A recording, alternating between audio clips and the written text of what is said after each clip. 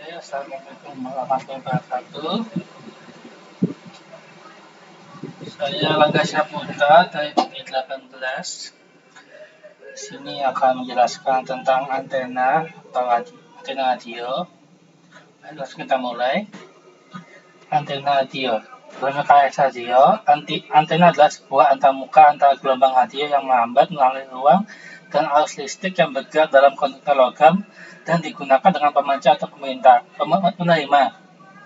Dalam transmisi, pemancar radio memasuk arus listrik ke terminal antena, dan antena memancarkan daya dari arus sebagai gelombang elektromagnetik atau gelombang radio.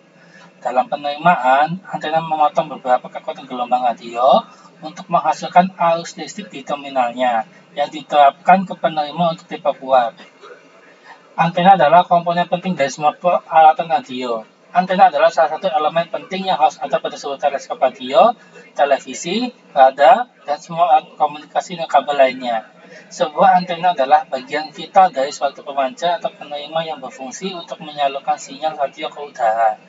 Bentuk antena bermacam-macam sesuai dengan desain, pola penyebaran, dan frekuensi serta gain. Panjang antena secara efektif adalah panjang gelombang frekuensi radio yang dipancarkannya. Antena dipol setengah gelombang adalah antena sangat populer dikarenakan mudah dibuat dan mampu memancarkan gelombang radio secara efektif. Fungsi antena radio. Fungsi antena adalah untuk mengubah sinyal listrik menjadi sinyal elektromagnetik, lalu meradiasikannya atau pelepasan elektromagnetik ke udara atau bebas dan sebaliknya.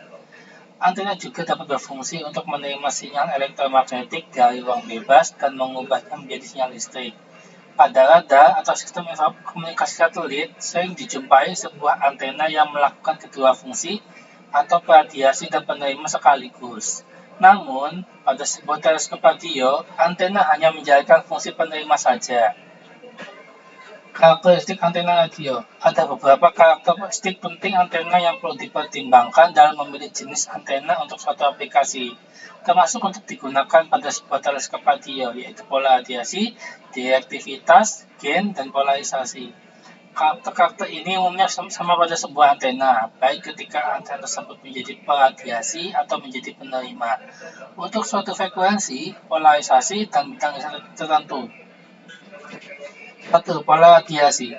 Pola radiasi antena adalah plot 13 dimensi distribusi sinyal yang dipancarkan oleh sebuah antena, atau plot 3 dimensi tingkat penerimaan sinyal yang diterima oleh sebuah antena. Pola radiasi antena dibentuk oleh dua buah pola radiasi berdasarkan bidang irisan, yakni pola radiasi pada bidang irisan elevasi atau pola elevasi. Pola radiasi 3 dimensi inilah yang umum disebut sebagai pola radiasi antena dipol. Sebuah antena yang meradiasikan sinyal sangat besar ke segala arah disebut sebagai antena isotropis. Antena seperti ini akan memiliki pola radiasi berbentuk bola. Namun, jika sebuah antena memiliki arah tertentu, di mana pada arah tersebut distribusi sinyal lebih besar dibandingkan pada arah lain, maka antena ini akan memiliki directivity. Semakin spesifik arah distribusi sinyal oleh sebuah antena, maka semakin directivity antena tersebut. Lalu yang kedua ada gain. Predictive gain adalah karakter antena yang terkait dengan kemampuan antena mengarahkan radiasi sinyalnya atau penerimaan sinyal dari arah tertentu. Gain bukanlah kuantitas yang dapat diukur dalam satuan fisik pada umumnya seperti watt, ohm, atau lainnya, melainkan suatu bentuk perbandingan. Oleh karena itu, satuan yang digunakan untuk gain adalah desibel. Gain antena adalah tetap. Dua pengertian yang berbeda antara gain antena adalah transmit power dan ERP atau daya terpancar. Dengan menurunkan transmit power tidak akan mengubah gain antena di pola radiasinya, hanya menurunkan IARP atau daya terpancar ke udara.